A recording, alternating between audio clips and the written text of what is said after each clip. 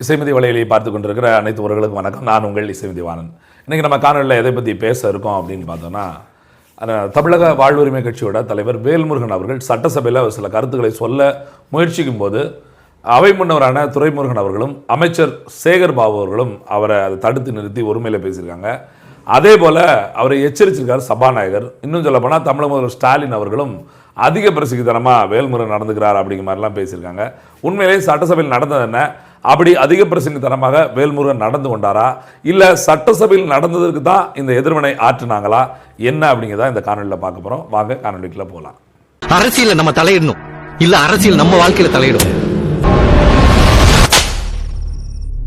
தமிழக வாழ்வுரிமை கட்சி தலைவர் வேல்முருகன் அவரோட கட்சியில் அவர் ஒருத்தர் மட்டும் சட்டமன்ற உறுப்பினராக இருக்கார். திராவிட முன்னேற்ற கழக கூட்டணியில் அவர் இருக்கிறார். சில காலம் அவைகள் கொஞ்சம் நாட்களாகவே திராவிட முன்னேற்ற கழகத்துக்கும் அவருக்கும் ஒரு சில உரசல்கள் வருவதும், அப்புறம் அதை சரின்னு சொல்கிறதும், அப்புறம் அவர் வெளியே போயிடுவாரோ அப்படின்னு ஒரு கருத்து வர்றதும், அதவே அவரே சரின்னு சொல்கிறதும், இப்போ கூட சமீபமாக அந்த கருத்து வந்தது. அப்புறம் ஸ்டாலின் அவர்கள் பிறந்த நாளில் யாருமே பாடாத அளவுக்கு ஸ்டாலின் புகழ் பாடி, இல்லை நான் உங்கள் கூட்டணியில் தான் இருக்கேன் அப்படின்னு சொல்லி முடிச்சிருந்தார். இந்த நேரத்தில் தமிழக வாழ்வுரிமை கட்சி அதை தலைவராகக்கூடிய வேல்முருகன் அவர்கள் மீது சமூக வலைதளங்களில் மிகப்பெரிய அளவில் தாக்குதல் நடைபெற்றது. என்னன்னு பார்த்தீங்கன்னா, ஒரு சீட்டுக்காக திராவிட முன்னேற்ற கழகத்தில் அவர் மண்டிட்டு இருக்காரு. திமுகவோட குனிஞ்சு போக வேண்டிய அவசியம் என்ன இருக்குது, திமுக சேர்ந்து என்ன பண்ண முடியும் அப்படின்லாம் சில சிக்கல்கள் ஓடிக்கிட்டே இருக்குது. விமர்சனம் அதுக்கு பதில் சொல்ல முடியாமல் அவர் தத்தளிச்சுட்டே இருக்கிறாங்க. ஏன்னா என்ன காரணம் சொல்றது, இனப்படுகொலை செய்த திமுக போய் சேர்ந்தாச்சு, தமிழ்நாட்டில் சட்டம் ஒழுங்கு சந்தி சிரிக்கிற அளவுக்கு வைக்கிற திமுக போய் சேர்ந்தாச்சு, ஸ்டாலின் முதலமைச்சர் சொல்லியாச்சு, அவர் சொல்ற அப்பாவை வழி முடிஞ்சாச்சு, வேற என்ன செய்யறது அப்படின்னு அவர் முடிச்சுக்கிட்டு இருந்த நேரம், நேற்று தினம் ஒரு 2 நாளைக்கு முன்னாடி இருந்த ஒரு பொதுக்கூட்டத்தில் கூட கொஞ்சம் கோவமா என்ன பார்த்து ஒத்த சீட்டுன்னு சொல்றீங்களா, வருங்காலத்தில் பாருங்க எத்தனை சீட்ல நிக்கலாம் பாருங்க இந்த வேல்முருகன் அப்படின்லாம் ஒரு வசனம் விட்டுருந்தாரு. இந்த நேரத்தில் சட்டசபை நடந்துகிட்டு இருக்கு இல்லையா, இந்த சட்டசபையில் வேல்முருகன் பேசக்கூடிய வாய்ப்பு நேற்று தினம் கிடைக்குது. அது என்ன நடக்குது அப்படின்னு பார்த்தா, சாதிவாரி கணக்கெடுப்பை பற்றி பாமகவோட மணி அவர்கள் பேசுறாங்க, ஜி.கே. மணி அவர்கள் பேசுறாங்க சட்டசபையில். சாதிவாரி கணக்கெடுப்பை தமிழக அரசு நடத்த வேணும் அப்படின்னு பேசுறாங்க. ஏன்னா 10.5% இடஒதுக்கீடு பாமக வன்னியர்களுக்கு வாங்கி பெற்று கொடுத்துருக்கு. அதுபோல எல்லா சமூகத்துக்கும் அந்த இடஒதுக்கீடு கிடைக்கணும் அப்படிங்கிறத பேசுறாங்க. அது போலவே சில பேர் பேசும்போது அண்ணன் வேல்முருகன் அவர்களும் அவர்கள் கொடுத்த நேரத்தில் அதை பேச ஆரம்பிக்காங்க. அதை தாண்டி ஒரு சில விஷயங்களை சொல்ல ஆரம்பிக்கிறாங்க. அப்படி சொல்ல முற்படுகிற போது அவையில் ஒரு கூச்சல் குழப்பம் ஏற்படுகிறது. அதாவது அண்ணா திராவிட முன்னேற்ற கழகத்தை சார்ந்த எம்எல்ஏக்களாக இருந்தாலும், முன்னாடி அமைச்சர்களாக இருக்கக்கூடிய உதயகுமார் இருக்கலாம், கோவிந்தசாமியா இருக்கலாம், முனுசாமியா இருக்கலாம், அவங்களும் கூச்சலிடுறாங்க. அதே நேரத்தில் திமுக சைட்லேருந்து பார்த்தா அமைச்சர் சேகர் பாபுவும் கூச்சலிடுறாரு. என்னடா ரெண்டு பக்கம் கூட நம்ம யாருக்கு என்ன பேசிட்டோம் அப்படின்னு ஒரு மாதிரி திகச்சு போயிட்டார் வேல்முருகன். என்னதான் செய்யறதுன்னு தெரியாம நேர சபாநாயகத்தை போய் மண்டிட்டு வேற வழியில் இங்கிட்டு திட்டுறாங்க இங்கிட்டு திட்டுறாங்க, நடுவில் யார் இருக்கா அப்படின்னு பார்த்தா சபாநாயகர் தான் உட்காந்துருக்காரு நட்டமா. அவரை போய் பார்த்தலாம்னு சொல்லிட்டு அவர்கிட்ட போய் என்ன சொல்றாரு, எனக்கு பேச நீங்க வாய்ப்பு கொடுக்கணும் அப்படின்னு சொல்றாரு. அப்படி சொல்ல போகிற போது என்ன நடந்தது அப்படிங்கிறத வேல்முருகன் அவர்களே வெளியில வந்து விவரிக்கிறாங்க. அதை நம்ம பின்னாடி பார்க்கலாம்.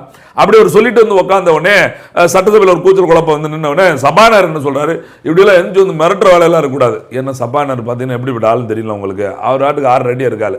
என்னமோ வேல்முருகன் வந்து விரட்டினவர் வந்து கை நீட்டி உன்னை ஒழுங்கா இருந்துக்க பார்த்துக்க அப்படின்னு மிரட்டின மாதிரியும், நீ மிரட்டினா நான் பயந்துருவேனா அப்படிங்கிற மாதிரி இந்த மிரட்டுற வேலையெல்லாம் வச்சுக்கூடாது, அவையில் அங்கே இருக்கையிலேருந்து எந்திரிச்சு வர்ற வேலை இருக்கக்கூடாது அப்படிங்கிற மாதிரி அவர் எச்சரிக்கையை சபாநாயகர் கொடுக்குறாரு. அவர் மட்டும் தான் கொடுக்காரு அப்படின்னு பார்த்தா தமிழகத்தோட முதலமைச்சராக இருக்கக்கூடிய ஸ்டாலின் அவர்களும் அவையிலே என்ன சொல்றாரு, எப்பவுமே வந்து எப்படி சொல்றது, ரொம்ப நாகரிகமாக பேசக்கூடிய ஒரு வேல்முருகன், அவர் பேச்ச கட்டத்தை ரசிக்கலாம், ஆனால் திடீர்னு ஓவர் அதிக பிரசங்கத்தனமாக பேசுகிறாரு அப்படின்னு சொல்லிட்டு அவர் மீது கட்டாய நடவடிக்கை எடுக்கணும் அப்படின்னு சொல்லி ஒரு வார்த்தை வரும். இது ஒரு பேசு பொருளாக மாறுது. ஏன்னா ஸ்டாலினே நடவடிக்கை எடுக்க சொல்றாரு. ஏன்னா ஸ்டாலின் பெரிய ஆள், ஏன்னா தமிழ்நாட்டோட முதலமைச்சர், எல்லாருக்கும் அப்பான்னு வேற சொல்லிட்டு இருக்காரு. அவர் சொல்லிட்டு இங்கே எல்லாமே நடந்துடும். ஏன்னா தமிழ்நாட்டில் சாராய கடை திறந்து விட்டு முதலமைச்சராக இருக்கிற ஸ்டாலின் சாராய கடை நிறுத்த முடியாம, இல்ல குடியார பேர் ஒருத்தரும் குடிக்க வைக்கவும் அதை கேன்சர் தடுக்க முடியாம நம்மகிட்ட வந்து உறுதிமொழி எடுப்புமா பாருங்க எல்லாம் உறுதிமொழி அப்படின்னு கெஞ்சிக்கிட்டு இருக்க ஸ்டாலின் இன்னைக்கு சட்டசபையில் ஒரு சட்டமன்ற உறுப்பினர் மீது நடவடிக்கை எடுக்குன்னு சொல்லிட்டாரு. அப்படிங்கிற மாதிரியும் பாலியல் பிரச்சனை எல்லாம் நடக்கிற போது இரும்பு கரம் கொண்டு அடக்கும் அப்படின்னு சொன்ன ஸ்டாலின் அதை தடுக்க முடியாம அது மீது நடவடிக்கை எடுக்க முடியாத ஸ்டாலின் இன்னைக்கு சட்டசபையில் ஒரு சட்டமன்ற உறுப்பினர் மீது நீங்க நடவடிக்கை எடுக்கணும் அப்படின்னு சபாநாயகர் கோரிக்கை வைக்கிறார்.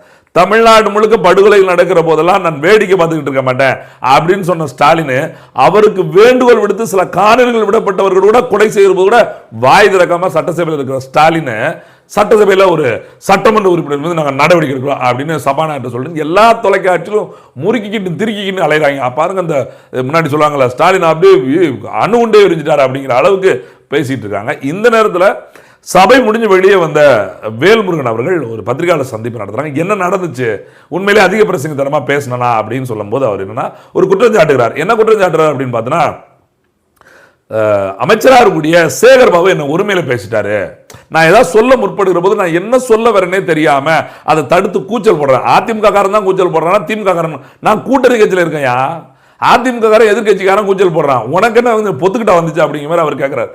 திமுக காரனும் கூச்சல் போடுறான். அதுலயும் குறிப்பா யாரு சேகர் பாபு, இவர் அதிமுக வேலை செய்யறாரு.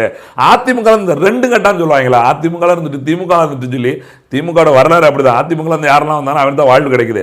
அதை சுட்டி காட்டுற விதமா சொல்றாரு. அதிமுக இருந்து திமுக வந்து அதிமுக கூட நட்பா பேசி பழகிற சேகர் பாபு தான் ரொம்ப எதா பேசி நான் என் இடத்துல இருந்து சபாநாயகர் நோக்கி எதுக்காக போனேன் அப்படின்னு பார்த்தா, இதே பாராளுமன்றத்தில் இப்படி கூச்சல் குமளி அமளி ஏற்பட்டு பேச விடாமல் தடுத்து அவங்க நேரம் போய் சபாநாயகர் முன்னாடி இருந்து எனக்கு பேச வாய்ப்பு கொடுங்கன்னு சொல்லி கேட்கலாம். அந்த மரபுப்படி தான் நான் இங்க இருக்க சபாநாயகர் அப்பாவை போய் பார்க்கலாம்னு சொல்லி எந்திரிச்சு போனேன். அப்படி எந்திரிச்சு போகும்போதே சேகர் பாபு சொல்றாரு, நீ என்ன முந்திரி கொட்டை மாதிரி முந்திக்கிட்டே இருக்க, உனக்கு தான் எல்லாம் தெரிஞ்ச மாதிரி நீ ஓடி ஓடி போய்கிட்டு இருக்க அப்படின்னு சொல்லி நான் ஒருமையில பேசிட்டாரு. நான் அவர்கிட்ட சொல்லிட்டு வந்து திருப்பி சொல்லிட்டேன், அந்த ஒருமையில பேசுறவெல்லாம் என்கிட்ட வச்சுக்காதீங்க, ஒழுங்கா நடந்துங்க அப்படின்னு சொல்லி இவரும் மறுபடியும் பேசு.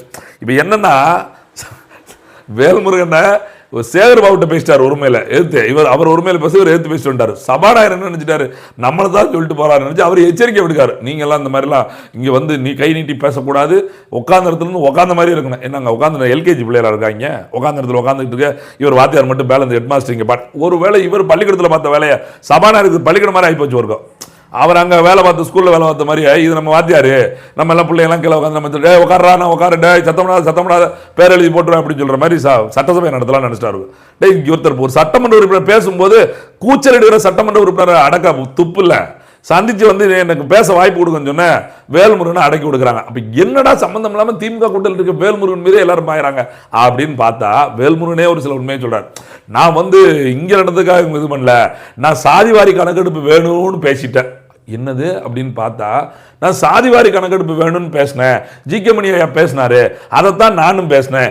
எல்லா சாதிக்கும் இடஒதுக்கீடு சரியா போய் சேரணும், எந்தெந்த குடி எத்தனை இருக்கோ அதை தான் கொடுக்கணும்னு சொன்னேன். பார்த்தீங்களா, இப்போ என்ன சிக்கல்னா, இவர் பேசிக்கிட்டே இருக்கும்போது இவ்வளோ நேரம் வேல்முருகன் பேசுகிற மாதிரி தான் இருந்துச்சு. இப்போ சொல்கிறதெல்லாம் பார்த்தா நாம் தமிழர் கட்சியோட ஒருங்கிணைப்பாளர் தலைமையில் சீமான் பேசுகிற மாதிரியே இருக்கா. இப்போ என்ன இப்போ சட்டமன்றத்தில் இவர் இப்படி பேச ஸ்டாலினுக்கும் சேகர் பாபுக்கும் அங்கே சீமான் பேசுகிற மாதிரி தோணிச்சுன்னு நினைக்கிறேன். இப்போ யாரா இருக்க எதிர்த்தாப்புல அப்படி இதெல்லாம் சீமான் வந்து உள்ள பேசிட்டு இருக்காரு, நம்ம விட்டு அனைத்து கட்சி கொடுத்துக்க வர மாட்டேன், நான் திடீர்னு சட்டமன்றத்தில் உட்காந்துருக்காரு இவங்களுக்கு தோணிச்சோ என்னமோ. அவர் சொன்ன கருத்தெல்லாம் இவர் வாயிலிருந்து வந்தவொடனே, ஏன்னா ஏற்கனவே தமிழ் தேசியம் யார் கையில் இருக்குன்னு பேச்சு சொல்லும்போது தான் தான் அப்படின்னு காட்டிக்கணும்னு நினைக்கிற சூழல் இருக்கிறதுனால இவர் எடுத்துரைக்க ஆரம்பிச்சார். நான் அந்த ஆட்சியில் என்ன பண்ண தெரியுமா, இந்த ஆட்சியில் எப்படி கொடுத்து தெரியுமா, நான் என்ன ஆலோசனை பண்ண தெரியுமா அப்படின்லாம் சொல்ல வேண்டிய கட்டாயம் இருக்கிறதுனால அவர் சொல்ல ஆரம்பிச்சாரு. இது திமுகவுக்கு குடைச்சல் ஆயிப்போச்சு. இன்னும் சொல்ல போனா அவரே என்ன சொல்றாரு, நான் ஜாதிவாரி கணக்கெடுப்பு எடுத்து தமிழ் குடிகளுக்கு சொல்ல எல்லாத்தையும் சரியா கொடுக்கணும்னு சொன்னது எதுக்கு, சேகர் பாபுக்கு குத்துது, சேகர் பாபுக்கு என்ன சிக்கல், சேகர் பாபு ஏன் உரிமையில பேசுறாரு தெளிவா ஒரு கேள்வி வைக்கிற. உண்மையிலே பாராட்டக்கூடியது. ஏன் தெரியுமா, தமிழ் குடிகளுக்கு சமமான சரியான இடஒதுக்கீடை கொடுக்கணும்னு சொல்றது சேகர் பாபுக்கு ஏன் இடிக்குது அப்படின்னு வேல்முருகன் என்ன லேசா இடஒளி விட்டு பேசுறான்னா, நான் தமிழ் குடிகளுக்கு கேட்கேன், சேகர் பாபுக்கு ஏன் இடிக்குது, ஓ அவர் தெலுங்குனால இடிக்குதா அப்படின்னு அவர் சரியா சுட்டி காட்டியிருக்காரு. பரவாயில்ல, வேல்முருகன் வந்து திமுக கூட்டணியிலிருந்து நம்மளும் அப்படி சொல்லிக்கலாம், திமுக கூட்டணியில் இருந்தாலும் இந்த ஒரு திரைப்படத்தில் சொல்லுவாங்கல்ல, வடிவேல் வாழ்த்து வாழ்த்து 2 பேர் கவிதை பாடுவாங்கல்ல, அது மாதிரி இன்னைக்கு வேல்முருகன் கவிதை பாடலாம். திமுக கூட்டணியில் இருந்தாலும் தெலுங்கனை தெலுங்கு என்று சொன்ன தலைவர் அவர்களே அப்படின்னு நீங்க பாடுற அளவுக்கு ஒரு வசனத்தை அவர் எடுத்து விட்டுருக்காரு. குறிப்பிட்டு அவர் சொல்றாரு, நான் தமிழ் குடிகளுக்கு சொன்னா உனக்கு ஏன் வலிக்குது, அப்ப நீ தமிழ் குடி இல்லையா அப்படின்னு சொல்லிட்டு, ஐயோ இப்படி சொல்லிட்டோமோ அப்படின்னு உடனே அவரே சொல்றாரு. என்ன சொல்றாரு, மாற்று மொழி பேசு சிறுபான்மை மொழி பேசுறவருக்கும் சேர்த்து தான் நான் பேசிட்டு இருக்கேன், எல்லா மொழி பேசுறவருக்கும் சேர்த்து தான் நான் பேசுறேன் அப்படின்னு சொல்றாரு. அதே போல மும்மொழி கொள்கை இரட்டை மொழி கொள்கையை பற்றி பேசுவார் வருகிற போது அதாவது ஆந்திரா தெலுங்கானால மத்திய அரசு பள்ளிக்கூடமாக இருக்கக்கூடிய மத்திய அரசின் கட்டுப்பாட்டில் வரக்கூடிய சிபிஎஸ்சியாக இருக்கலாம், பிஎஸ்சியாக இருக்கலாம், மற்ற பள்ளிக்கூடம் எல்லாத்துலேயுமே வந்து தெலுங்கை தாய்மொழியை கட்டாயம் படிக்கணும்னு சட்டம் இருக்கு, ஏன் தமிழ்நாட்டில் அப்படி போட முடியல, இப்படி கேள்வியெல்லாம் கேட்கலாமா? கூட்டணியில் இருக்குது எதுக்கு, ஒத்த சீட்டு கொடுத்தது எதுக்கு, வாங்கினோமா சட்டமன்ற உறுப்பினர் ஆகணுமா, இல்லை உறுதிமொழி குழுக்கு தலைவர் ஆகணுமா, ஏதாவது நிதிநிலை குழு ஏதாவது குழுவில் போட்டாங்களா, இப்போ சார் தமிழ்நாடு முழுக்க சுற்றி பார்த்தோமா, காரை வாங்கினோமா, அப்படியே அமைதியாக உட்காந்தமான்னு இருக்கணும். அதை விட்டுட்டு போயிட்டு இங்கே நாம் தமிழர்கள் எப்படி பேசிட்டாங்க, தமிழ் தேசியம் எப்படி பேசிட்டான்னு எங்கள் அண்ணன் மேடையில் பேசுகிற மாதிரி சட்டமன்றத்தில் போய் வேல்முருகன் பேசுனா விடுவாங்களா? இப்போ இதில் வேற எங்கள் அண்ணன் மேடையில் என்ன சொல்லிட்டு தெரியுமா, ஒத்த சீட்டு என்ன சுட்டி காட்டுறீங்க, பாரு அடுத்த தேர்தலில் எத்தனை சீட்டு வாங்குற அப்படின்னு. இப்போ நீ ஒரு சீட்டு உனக்கு கொடுத்தா தானே அப்படின்னு தான் ஆரம்பிச்சிட்டாங்க. இப்போ சட்டமன்றத்தில் எதுக்கு எதிர்ப்பு நினைக்கிறீங்க? ஆஹா என்னடா ஒரு சீட்டு 2 சீட்டு வெளியே போக ஆரம்பிச்சா அடுத்து ஆளை சேர்த்து ஒன்று 4 சீட்டு கட்டுவானோ 5 சீட்டு கட்டுவானோ அப்படின்னு வேல்முருகன் மீது அவங்க நினச்சிக்கிட்டு இப்போவே எதிர்ப்பு தெரிவிப்பு. இப்போ வேல்முருகனுக்கு என்ன சூழல் ஆகும்? தமிழக வாழ்வுரிமை கட்சியினர் வேல்முருகன் நிலை என்ன ஆகும்? ஏன்னா சட்டமன்ற உறுப்பினத்தில் அவர் ஒரு சட்டமன்ற உறுப்பினர், முதலமைச்சரே சொல்லிட்டாரு அதிக பிரசங்கித்தனமா. எது யார் சொன்னது? சேகர்பாபு சொன்ன பொய்யை நம்பி முதலமைச்சரே சொல்லிட்டாரு. நான் கேட்குறேன் வேல்முருகனை, சேகர்பாபு பற்றி இவ்வளோ பேசுகிறாரு, சேகர்பாபுவோட பொண்ணு காதல் திருமணம் பண்ணி இன்னைக்கு கருவுற்று இருக்கிறாங்க, நிறைமாத கர்ப்பிணி குழந்தை. அவங்க தன்னோட கணவரோட ஒளிஞ்சு வாழ்ந்துக்கிட்டே இருக்காங்க. எங்கள் அப்பா சேகர்பாபுனா எனக்கு உயிருக்கு ஆபத்து ஏற்பட்டுக்கிட்டே சொல்லுவாங்களே, அதை என்னைக்கா சுட்டி காட்டு பேசுவாரா? இல்லை வேல்முருகன் பேசிட்டு தான் அங்கேருந்து வெளியில் போயிட முடியுமா அப்படின்ற கேள்வி வைக்கலாம். என்ன கூட்டணி? ஏன்னா இப்போ தேர்தல் வரப்போதில்ல, இன்னும் ஒரு ஆண்டு தான் இருக்குது. இப்போ அப்படி முறிச்சா தான், ஏன்னா பக்கத்தில் கூட்டணியில் சிபிஎம் இருக்குது, சிபிஐ இருக்குது, இங்கிட்டு மதிமுக இருக்குது, இங்கிட்டு விடுதலை சிறுத்தை இருக்குது, எல்லோரும் இருக்கும்போது நம்ம நிலை என்ன அப்படின்னு லேசா. ஏன்னா ஏற்கனவே பிரதம நாள் பிரச்சாரத்தில் உருட்டியாச்சு. இப்போ அடுத்து அப்படி உருட்டின்னு சொன்னால் என்ன பண்ணுறது? இங்கே எல்லாம் வெளியிலலாம் ஒரு மாதிரி அப்போ கொஞ்சம் எந்த அப்படி ஜல்லிக்கட்டு காலம் மாதிரி இருந்துச்சு நிற்போம். அப்புறம் என்ன அப்படியே பம்பிக்கலாம், பசுமாடு மாதிரி பம்பிக்கலாம் அப்படிங்கிற மாதிரி மாறி இந்த தேர்தல், ஒவ்வொரு தேர்தலேருந்து அடுத்த தேர்தல் வரைக்கும் யாரோடு கூட்டணி வைத்தாலும் அந்த வேலையை சரியாக செய்யக்கூடியவரான வேல்முருகன் இந்த வட்டம் அது மாதிரி ஒரு அஜெண்டாவை தூக்கி பார்த்தாரு. ஆனால் இவ்வளோ எதிர்ப்பு இருக்குன்னு அவர் நினச்சிருப்பாருன்னு தெரியல. அவை முன்னவரான துரைமுருகன் அவரை பேசக்கூடாதுங்காரு, சேகர்பாபு ஒருமையில் பேசுகிறாரு, சபாநாயகர் கண்டிக்கிறாரு, முதலமைச்சர் முட்டு கொடுப்பாருன்னு பார்த்தா அவர் தூக்கி எறிகிறாரு. என்னடான்னு பார்த்தா அதிக பிரசித்தனமாக பேசுகிறார். அவரும் இந்த நடவடிக்கை எடுங்க எஜமானே அப்படின்னு சபாநாயகர் போய் அவர் நிற்காரு. அடே எங்க அப்பா, இந்த கொஞ்சம் ஒரு சீட்டை வச்சுட்டு நீங்க பண்ற அலப்பற இருக்கு அப்படிம்பாங்களே, அதுதான் வேல்முருகன். ஒத்த சீட்டு இருந்தாலும் நான் சட்டம் மறுத்து அலறா விடுவேன் தெரியுமா, எப்படிப்பட்ட தமிழக வாழ்வுரிமை கட்சி தலைவர் தெரியுமா அப்படிங்கிற அளவுக்கு தான் அவர் நடத்துறாரு. ஆனால் நீங்க யோசிச்சு பாருங்க, இந்த கலைபரங்கள் எல்லாம் நீங்க வெளியில வந்து பேசுற வேல்முருகன் இந்த இடத்துல அவர் சொல்ல வேண்டியது என்னன்னா, சரியா பேச வேண்டியது பேச விடலையே, இதை பேச விடாத திமுக கூட்டணியில் அவருக்கு என்ன வேலை அப்படின்னா பதில் சொல்லுவாரா? திமுக கூட்டணியில் இருக்க வேண்டிய அவசியம் என்ன? நீங்கள் சொல்ல வந்த கருத்து சரி, சாதிவாரி கணக்கெடுப்பு எடுக்கணும், சரியான கருத்து தான் சொல்ல வரீங்க. அதை செய்யறதுக்கு அதை சொல்ல விடாமல் தடுக்கிற திமுக கூட்டணியில் இருக்க வேண்டிய அவசியம் என்ன வருது? 20% தமிழர்களுக்கு வேலை வாய்ப்பில் இடம் கொடுக்குன்னு சொல்ல வருது, சரியான கருத்து. காவல்துறையில் அதை கொடுக்கல, அதை நான் தான் செய்ய வச்சேன். கலைஞர் போட்ட ஆணையத்தான், ஆமாம் நீங்கள் செஞ்ச சாதனையை கலைஞர் போட்டது நீங்கள் தான் செய்ய வச்சீங்கன்னு சொல்ல பாராட்டுதல் என்ன இருக்குது? அதையும் தடுத்து நிறுத்தினாங்க. திமுக வந்து வெளியே வந்துருவீங்களா? அப்போ என்ன அர்த்தம்? இப்போ இங்கே திமுக கூட்டணியில் இருக்கவங்களுக்கும் வேற வழி கிடையாது. இந்த சீட்டை விட்டு அடுத்து எங்கே போனால் சீட்டு கிடைக்காம போயிடும். ஏன்னா இப்போ சட்டமன்ற உறுப்பினர் இருந்தால் தான் நம்மளால் எல்லாத்தையுமே சாதிச்சிட முடியும். அதாவது அதிகாரம் என்பது மிக வலிமையாக நம்ம மேடையில் பேசுகிறோம்ல, ஒரு எம்எல்ஏக்கே அது அத்தனையும் அப்படின்னு நினச்சிக்கிட்டு இருக்காங்க.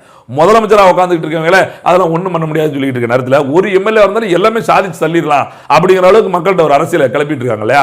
அந்த ஒரு சீட்டுக்கு அங்கே போய் உட்கார வேண்டியிருக்கு. திமுக என்ன பண்ணுது? ஒத்த சீட்டுக்கு மேலே ஒரு சீட்டு கூட கட்டக்கூடாதா? நீ லேச செஞ்சு வச்சுக்க தலையில அடிப்பேன், அப்படியே படுத்து தம்பிட்டு இருந்தாலும் அந்த பொம்மரே நாய் மாதிரி கிடந்தாலும் அப்படி தடை விட்டு கட்டி பிடிச்சி கூட வச்சுக்கிறோம் அப்படிங்கிற அவங்க தெளிவா இருக்காங்க. இந்த நாடகங்களை நீங்க நினைச்சு பாருங்க. இன்றைக்கு ஜாகர் ஹுசேன் நேற்று படுகொலை செய்யப்பட்டிருக்காரு. அது இன்னைக்கு என்ன ஆச்சு? என்ன பேசு பொருளா இருக்கு? என்ன நடவடிக்கை எடுத்துக்கு இந்த அரசாங்கம்? அதை பற்றி என்ன சட்டமன்றத்தில் பேசி தள்ளிட்டாங்க? யோசிச்சு பாருங்க. தொடர்ச்சியா ஜாகுபர் அலி எங்க புதுக்கோட்டையில் சமூக ஆர்வலர் ஒரு லாரியில் ஏற்றி கொலை செய்யப்பட்டார். கனிமூல திருட்டு தடுக்க வேண்டியவர். அவர் குடும்பத்துக்கு என்ன நீதி கொடுத்துருக்கான்னு ஏதாவது பேசியிருக்காங்களா? ஏதாவது பேசி அதுக்கு ஒரு விவாத பொருளாக மாறி இருக்கா? ஒரே ஒன்று என்ன பண்ணியிருக்காங்க, ஜாகிர் ஹுசேன் வந்து படுகொலை செய்யப்பட்ட அங்கே இருக்க ஆய்வாளரை சஸ்பெண்ட் பண்ணிட்டாங்க. இன்னைக்கு பார்த்தா உடனே அந்த ஏசியை சஸ்பெண்ட் பண்ணிட்டாங்க. ஏன் இதுக்கு மேலே இருக்க ஆட்கள்லாம் அவங்களாம் சரியாக வேலை பார்த்துருந்தா இந்த இன்ஸ்பெக்டரும் இந்த ஏசி ஒழுங்காக வேலை பார்த்துருப்பாங்களே. காவல்துறை அமைச்சராக இருக்கக்கூடிய ஸ்டாலின் முதல்ல இந்த தோல்விக்கு பொறுப்பெடுக்கணும், இந்த கொலைக்கு பொறுப்பெடுக்கணும்ல. அவர் மீது என்ன நடவடிக்கை? ஏன் தீர்மானம்? அதிமுக தீர்மானம் போட்டுக்கலாமே. அதிமுக நேரத்தில் கரகரன்னு ஒரு சவுண்டை கொடுத்துருக்கணுமே. ஸ்டாலின் ராஜினாமான்னு சொல்லலையே. அப்போ முக்கியமாக கவனிக்கப்பட வேண்டிய பேசுபொருள் ஆகாம இந்த வேல்முருகன் வச்சு இன்னைக்கு நாடகத்தை ஓட்டி எங்க வேலை என்ன வந்து முந்திரி கூட்டம்னு சொல்லிட்டாரு, என்ன அதிக பிரசிங்கன்னு சொல்லிட்டாரு. இவர் வந்து பத்திரிகையில் குப்பி சீர அவங்க சட்டமன்றத்துக்குள்ள அவங்க தனி ராஜாங்கம் நடத்த. அப்போ இங்கே மக்களுக்கு தேவையான எது செய்தி வெளியே போயிருக்கணுமோ அதை பற்றி பேசாகல. இந்த மீனவர்கள் படுகொலை செய்யப்பட்டதா, மீனவர்கள் சுட்டு பிடிக்கப்பட்டிருக்காங்க, வலைகள் அறுக்கப்பட்டிருக்கு, 3 பேர் கைது செய்யப்பட்டிருக்கு. அதுக்கு என்ன பேசிட்டீங்க? சட்டமன்றம் போய்கிட்டு இருக்குல்ல, சட்டமன்றம் நடந்துகிட்டு இருக்கும்போது பிடிச்சிட்டானே, என்ன பேசியிருக்கீங்க? அதை பற்றி ஒன்றுமே பேசலையே. அப்போ எது பேசு பொருள் ஆகணுமோ அது பேசலை. அவரவருக்கு என்ன தேவை, நம்ம ஒரு சீட்டை 2 சீட் ஆக்குறதுக்கு 3 சீட் ஆக்குறதுக்கு என்ன வேலைங்கிறத வேல்முருகன் பார்க்காரு. இவன் சீட்டை உயர்த்தி கேட்குறான்னா அவன் தலையிலே தட்டு அப்படிங்கிறதுக்கு ஸ்டாலின் வேலை பார்க்குற. வேடிக்கை பார்க்குற நம்ம தான் முட்டாள்கள் மாதிரி ஒரு தோட்டத்தை ஏற்படுத்திட்டு அவங்க என்னமோ அறிவாளி மாதிரியும் இது உடனே நாங்கள் எல்லா உண்மையும் சொல்ல வந்து அவன் தடுத்து நிறுத்தி. அப்போ தான் நீங்கள் ஒரு எம்எல்ஏ ஆகிட்டு எல்லாமே சாதிச்சிருந்தாங்களே. இப்போ என்ன ஆகி போச்சு, 10 எம்எல்ஏ சாதிச்சிருக்கீங்களா, 20 எம்எல்ஏ. அதனால தான் சொல்கிறோம், ஒரு சீட்டு 2 சீட்டு வாங்கி ஒன்றுமே முடியாதுங்கய்யா. இந்த நாடு வேணும், நாட்டினோட அதிகாரம் வேணும். நீங்கள் திமுக கூட்டணியில் ஒரு சீட்டு, ஆனால் திமுக தான் முதலமைச்சர். இன்னைக்கு ஒரு அமைச்சர் உங்களை ஒரு மேலே பேசுகிறாரு, என்ன செஞ்சு முடிஞ்சு உங்களால்? முதலமைச்சர் உங்களை கண்டிக்கிறாரு, சபாநாயகர் போய் உட்காடுறாங்க. என்ன ஒத்த சீட்டு வாங்கி என்ன பண்ணீங்க? அவங்களோட ஒரு சீட்டை வாங்கிட்டு அவங்ககிட்ட இருந்து எழுத்து பேசுங்க. என்ன தெரியுமா, விஜயகாந்த் ஒரு நிலைமை தான் ஆகும். கூட்டணியில் எதிர்கட்சி தலைவரான பிறகும் செல்லா காசாக மாற்றிட்டாங்க. அப்புறம் நீங்கள் மட்டும் ஒரு சீட்டில் வச்சு இப்படிதான் தமிழ் தேசியம் அதெல்லாம் கிளம்பிட்டு இருக்காங்க. நம்ம எப்படியா ஒரு சீட்டு வாங்கிட்டா முதல்ல எண்ணிக்கை தொடங்கிடணும். 1 2 அப்படி இதை எண்ணிக்கை தொடங்கிட்டா உங்களை விட்டுருவாங்களா? அவன் துப்பாக்கி ஒரிஜினல் துப்பாக்கி கூட பொம்மை துப்பாக்கி வச்சு நீங்க எதிர்த்து போட்டி விட்டுற முடியுமா? ஒட்டுமொத்த அதிகாரம் அவன்கிட்ட இருக்குது. ஆட்சி அதிகாரத்தை கைப்பற்றாம நீங்க அரசியல் செஞ்சு என்ன பிரச்சனை? ஒரு சீட்டு 2 சீட்டு வாங்கி எப்படி நான் எம்எல்ஏ வரைக்கும் என் கூட இருக்க 2 பேரை அல்லக்கைக்கு நான் ஏதாவது செஞ்சு கொடுத்துருவேன் அப்படியே முடிஞ்சிருமா? கிடையாது. அது அரசியல் இல்லை. தமிழ் தேசிய அரசியலோட நோக்கமும் வெற்றியும் அதில் இல்லை, ஒட்டுமொத்த அரசியல் வெற்றியில் தான் இருக்குது.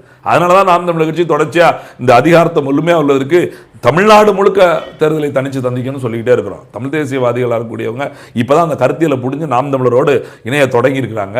அது இந்த மாதோட மாற்றம் தான் போன வார நிகழ்ச்சியிலிருந்து தொடர்ச்சியாக தெரிய ஆரம்பிச்சிருக்கு.